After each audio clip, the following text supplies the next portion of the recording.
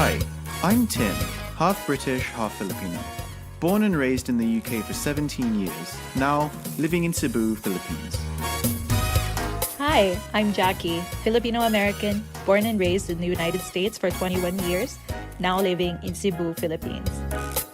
Since living here in Cebu, I always wanted to learn more about this beautiful island. Hi sir, try may tanggit. As one of the oldest settlements here in the Philippines, there is so much to know about its rich culture and heritage. Join us as we dig deeper into our Cebuano roots. Uban pa sa Balik Bisaya.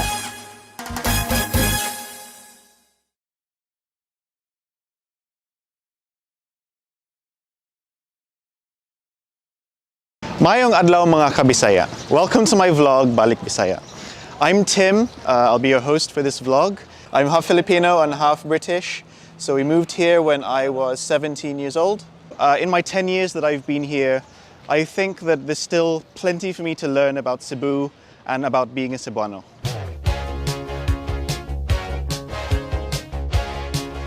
Maayang adlaw sab. I'm Jackie, your co-host for Balik Bisaya, and I am half Filipino, half American. I grew up in California, but I've been living in Cebu for more than 8 years. And while I've learned so much, I feel that there's so many stories that have yet to be told. This vlog is created by the Ramon Aboitiz Foundation's Culture and Heritage Unit for young Cebuanos and people like me who want to know more about their Cebuano roots. In this vlog, we'll go to different places in Cebu, meet different Cebuano people, learn about Cebu's history, culture and heritage in order to make sense of who we really are and where we come from. So, speaking of places, we're here at the Magellan's Cross, one of, if not the icon of Cebu. Housed inside the Magellan's Cross Pavilion is what is believed to be the original wooden cross planted under the charge of Portuguese explorer Ferdinand Magellan. The pavilion, together with the Basilica Minore del Santo Niño Church and Convent, are declared as national cultural treasures by the National Cultural Museum of the Philippines. And what better way to do this than to start with the story of Cebu's ultimate celebrity, the apple of every Cebuano's eye, ang atong batubalani sa gugma, the Santo Niño. Viva kay Señor Santo Niño! Viva! Viva! It's been more than 500 years since the arrival of Christianity and Santo Niño here in Cebu. We're here now at the Pilgrim Center, where people gather not only on the feast day, but every day, most especially Fridays, to express their love and devotion to the Santo Niño. We're here today to talk to Father Rick Anthony Reyes to find out how we as Cebuanos developed an innate love and devotion to the Santo Niño. The devotion of the Cebuano to the Santo Niño is very strong, and as I can say, that it is rooted from the very beginning, that it was given in 1521 as a baptismal gift to Reina Juana.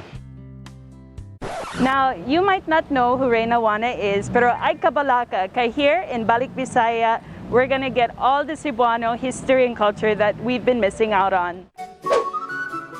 The Queen, Juana, may have been one of the influential figures to whom we owe our innate love for the Santo Niño. As the wife of Raja Humabon, or King Humabon, she was a leading dignitary among our Pintado ancestors. The first indigenous group to be baptized, Raja Humabon, Reina Juana, and their subjects were the first Catholics in Cebu. Upon her baptism, Reina Juana received the child Jesus. This gift of faith may have been the butterfly effect we continue to feel today, 500 years from that arrival. Fast forward to 1565, some 40 years after the arrival, an event now known as the Cup Flag, or the Discovery, is held as one of the most defining moments in our devotion to the Santo Niño. Basque sailor Juan de Camus, while ransacking burned and ruined settlements of our ancestors, found, as it is believed, to be the image of the child Jesus, the very one that Reina Juana received from Magellan. National artist and historian Dr. Resel Mojares said in his book, The Feast of the Santo Niño, that the statue was in almost perfect condition. A spot on the cheek, some gilding lost in a little globe held in its left hand, and the missing cross on top of it were the only marks of where the image of the found child Jesus had. We're here at San Nicolas Parish, which is said to be the first home of the image of Santo Niño de Cebu. Every year, San Nicolas celebrates the Kaplag Festival on April 28th.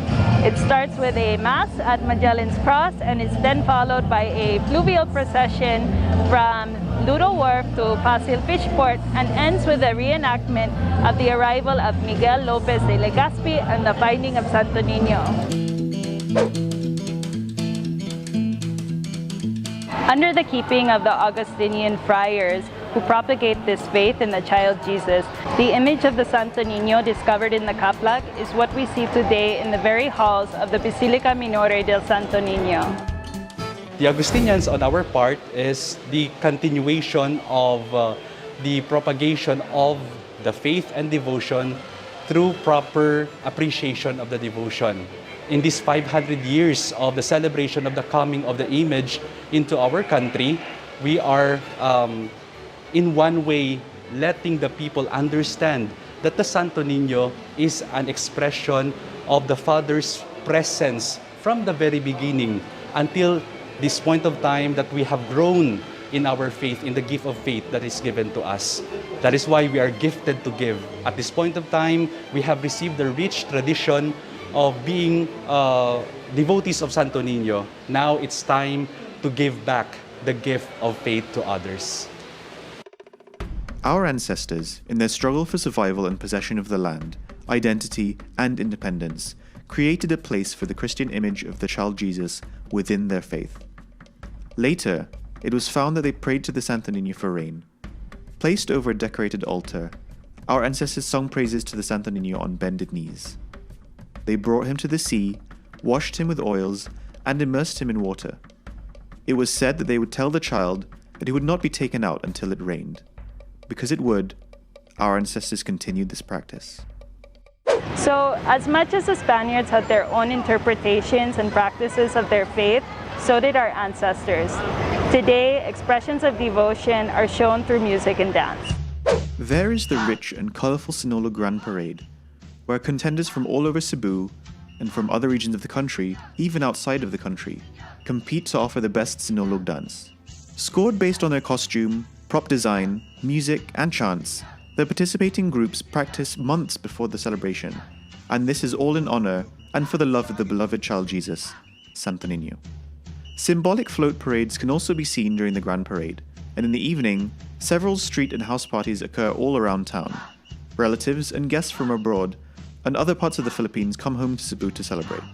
There is also the series of liturgical celebrations at the Basilica Minore del Santo Niño, other solemn ceremonies occurring from the beginning of January and ending with the Hubot ritual, or the undressing of the Santo Niño on the 5th day after the feast day. There is a natural love of the Cebuanos for the Santo Niño. From a baptismal gift for Reina Juana to a symbol that reflects our Cebuano faith, Santo Niño since then has shaped our practices and rituals. Traditions are exhibited in honor of Santo Niño, born out of our love and adoration for him. As mentioned, one of these rituals is the Sinulog or Sinug. When said, Sinug can refer to the dance, the festival, or the whole celebration. To learn more about Sinug dances, we met with Professor Cesar Nimor, Cebu's premier dance researcher. In the Cebuano language, of course, it's always Sinug because we have that we're fond of contracting. But then again, there is a controversy regarding the origin of the term Sinug or Sinulog because it could mean a lot of things. I would rather have the Sinug because it's really very, very Cebuano. They actually made it into Sinulog only for the festival. The change of props actually came with the Sinulog festival because it's also very monotonous if you're only handling candles. But before, 80s, 81, we used props like candles.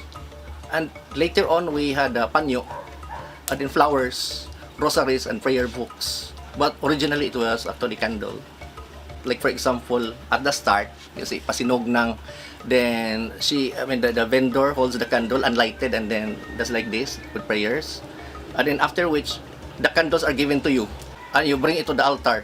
Supposedly, you're supposed to do it on your own. Pero gipauso na naron nga, mauwa magug kabusayo ikaw raso na ay kuan tindira sa kandila. Sinug should be a worship dance, so it should be some sort of considered the sacred.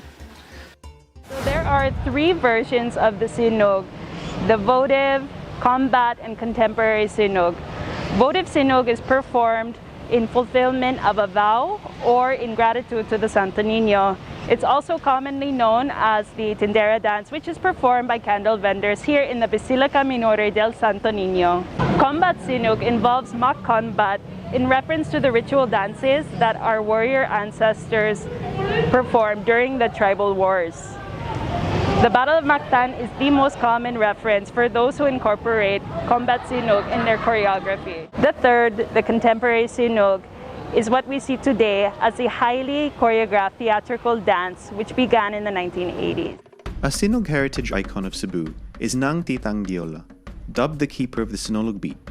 She has taught the original Sinog beat, verses and steps to the Turang dance troupe in Mabolo. This version is identified as a combat Sinog with specific choreography. In the past, families in Parian, Cebu, one of the country's most historical and oldest communities, would invite Sinog dancers to perform. One of these families were the Gorodos of Parian. Today, under the Ramon Aboitiz Foundation, the Casa Gordo Museum has kept this tradition going through the Sinog de Casa Gordo every January. The Sinog is not just a religious event, but also an annual cultural observance which puts the Santo Niño at the very center of our Cebuano faith. Our devotion has been so recognized that there is a special liturgy in the Philippines only for our Santo Niño every third Sunday of January. It is but fitting to honor this child in a liturgical celebration to bring a beautiful image that since the time he landed until today, he is the patron for the people of the Philippines, the cradle of Christianity, the only Christian nation in Asia. Masses for Santo Niño was already there, di ba? But only it was highlighted when we had that ordo.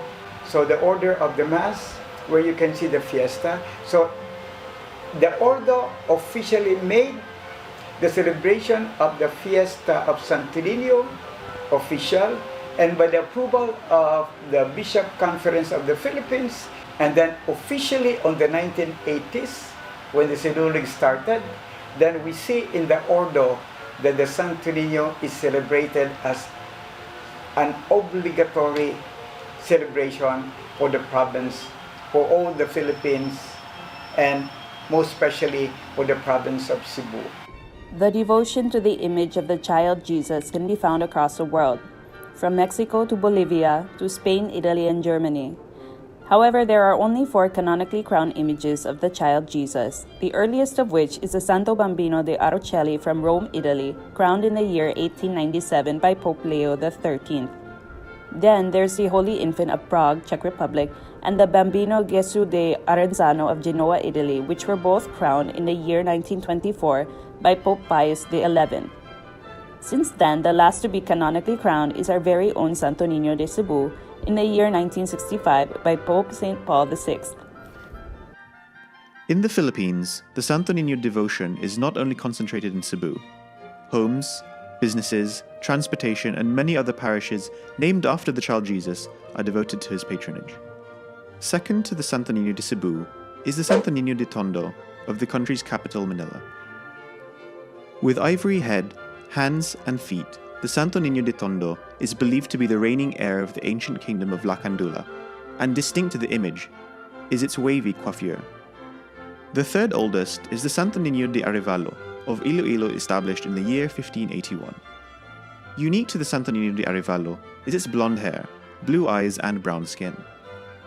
Other prominent Santo Niños in the Philippines are the Santo Niños of Tacloban, Leyte, or sometimes referred to as the King of Leyte, the Santo Niño de Ibahay of Aklan, Santo Niño el Capital General of Quiapo, Santo Niño de Ternate of Cavite, the Santo Niño de Malolos of Bulacan, Southern Leyte's returning king Santo Niño de Malitbug, and the Diocese of Maasin Santo Niño de Limaswat.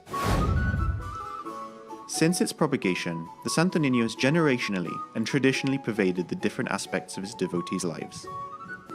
Traditionally garbed in red, there are Santo Niños dressed in green, believed to symbolize success in business, or even Santo Niños dressed in uniforms.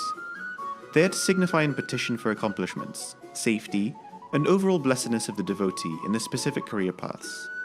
These interpretations and expressions are unique and reflect the individuality of the Santo Niño devotees.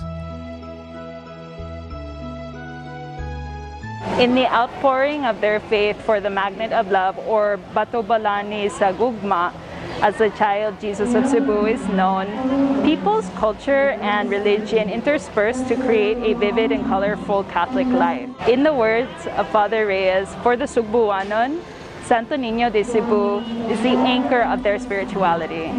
Today, the Sinug Festival and how it's conducted has changed over time. But one thing's for sure, every Cebuano looks forward to the celebration. From the fluvial procession, to the grand parade, to the awarding of the Sinug Festival Queen and the best performing school in the Sinug dance competition. I hope our episode on the Santo Niño and Sinolog has piqued your curiosity into discovering more about this unique aspect of our local history, culture and heritage. Remember, there's no better time than now to know ourselves better as a people. Mona, Balik Bisaya na. See you on our next episode of Balik Bisaya featuring Cebuano food, coming out the last Saturday this July. Kita-kits mga kabisaya, amping!